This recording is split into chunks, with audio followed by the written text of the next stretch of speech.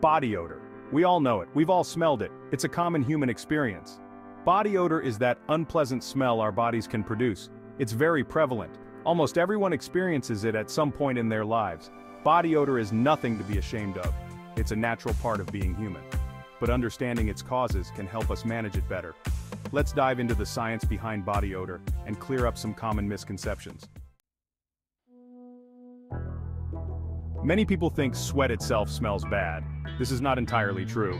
Sweat is mostly water and salt, it's odorless on its own. The real culprits behind body odor are bacteria.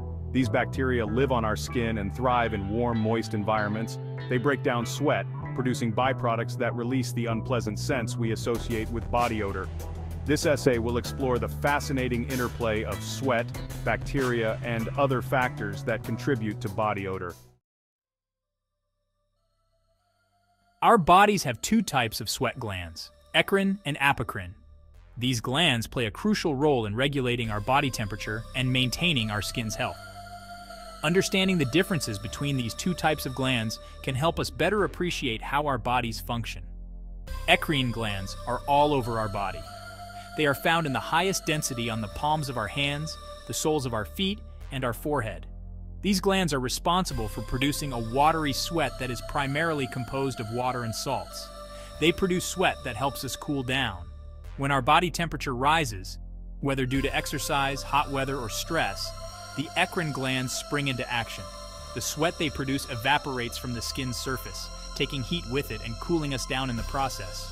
Apocrine glands, on the other hand, are concentrated in specific areas. These glands are larger than eccrine glands and are typically found in regions where hair follicles are abundant. These areas include the armpits, where they are most active during puberty and can be influenced by hormonal changes. Groin and feet.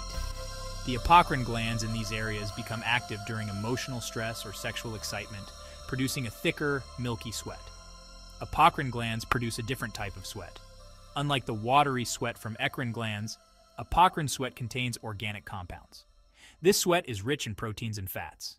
These organic compounds are what make apocrine sweat distinct and more viscous compared to the sweat from eccrine glands. Bacteria love to feast on these substances. When the proteins and fats in apocrine sweat are broken down by bacteria on the skin, it leads to the production of odoriferous compounds. This is why body odor is more noticeable in areas with a high concentration of apocrine glands. Proper hygiene and the use of deodorants or antiperspirants can help manage this odor, keeping us fresh and confident throughout the day. Bacteria are microscopic organisms that live everywhere, including our skin. Our skin is like a vast ecosystem for them. Don't worry, most bacteria are harmless. Some are even beneficial. But certain types of bacteria on our skin can cause body odor. When we sweat, the bacteria on our skin break down the proteins and fats in our sweat. This process releases volatile organic compounds, or VOCs. VOCs are what give body odor its characteristic unpleasant smell. Section 5. In this segment, we delve into the intriguing relationship between humidity and body odor. Humidity, fueling the fire. The sweltering heat combined with high humidity can make even the simplest tasks feel like a monumental effort. Have you noticed that body odor is more intense in hot, humid weather? It's not just your imagination. The combination of heat and moisture creates a perfect storm for body odor. There's a scientific reason for that. When the air is thick with moisture, our bodies struggle to cool down effectively. Humidity refers to the amount of moisture in the air. It's measured using instruments like hygrometers, which can tell us how saturated the air is with water vapor. High humidity means the air is already saturated with water vapor. This saturation level makes it difficult for additional moisture like our sweat to evaporate. This makes it harder for our sweat to evaporate. Normally, sweat evaporation helps cool our bodies, but in high humidity this process is hindered. When sweat can't evaporate, it stays on our skin, providing a perfect breeding ground for odor-causing bacteria. These bacteria thrive in warm, moist environments, breaking down sweat into smelly compounds. This is why staying cool and dry is crucial in managing body odor. Using air conditioning, fans, and wearing breathable fabrics can help mitigate the effects of high humidity. Additionally, personal hygiene practices like regular showers and the use of deodorants or antiperspirants can significantly reduce body odor. These products work by either masking the odor or reducing the amount of sweat produced. Staying hydrated is also essential. Drinking plenty of water helps regulate body temperature and can reduce the amount of sweat produced. If you exercise, consider doing so in a controlled environment where humidity levels are lower. This can help you stay cooler and reduce the intensity of body odor. Portable fans and cooling devices can also be handy tools to keep you comfortable and odor-free during humid days. Talcum powder or other body powders can absorb excess moisture, keeping your skin dry and less hospitable to bacteria. By understanding the relationship between humidity and body odor, we can take proactive steps to stay fresh and comfortable, even on the hottest, most humid days. So the next time you find yourself in a humid environment, remember these tips to keep the fire of body odor at bay. Section 6. Diet and lifestyle hidden triggers. What we eat and drink can also affect our body odor. Certain foods contain sulfur compounds. These compounds can be released through our sweat, causing a noticeable odor. Examples include garlic, onions, and cruciferous vegetables like broccoli and cauliflower. Alcohol and caffeine can also contribute to body odor. They stimulate our sweat glands, leading to increased sweat production. Stress and anxiety can have a similar effect, triggering the release of hormones that activate our sweat glands. Section 7. Genetics, a family affair. Ever noticed how some families seem to have a characteristic body odor? Genetics play a role too. Our genes determine the activity of our sweat glands and the composition of our sweat. If your parents have strong body odor, you might be more likely to as well. This is because you inherit their genes related to sweat production and composition. However, genetics is just one piece of the puzzle.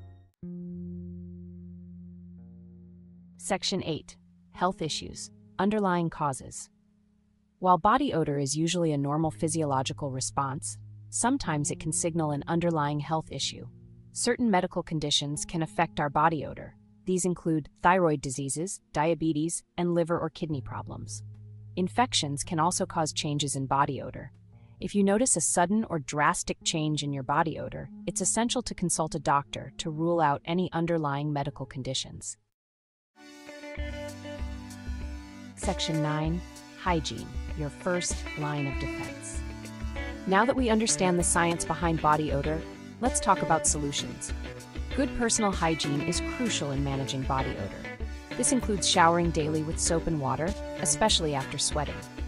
Wearing clean clothes made of breathable fabrics like cotton can also help.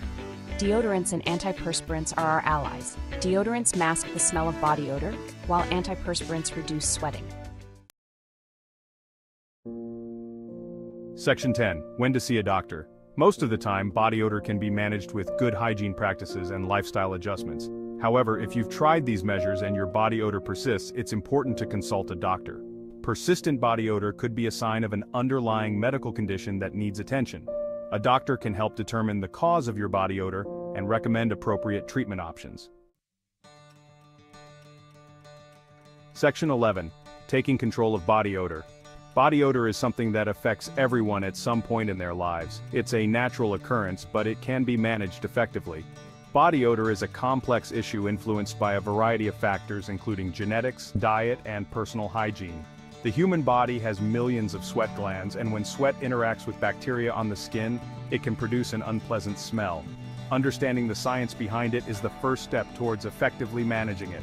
Bacteria play a significant role in body odor, and different types of bacteria can produce different smells.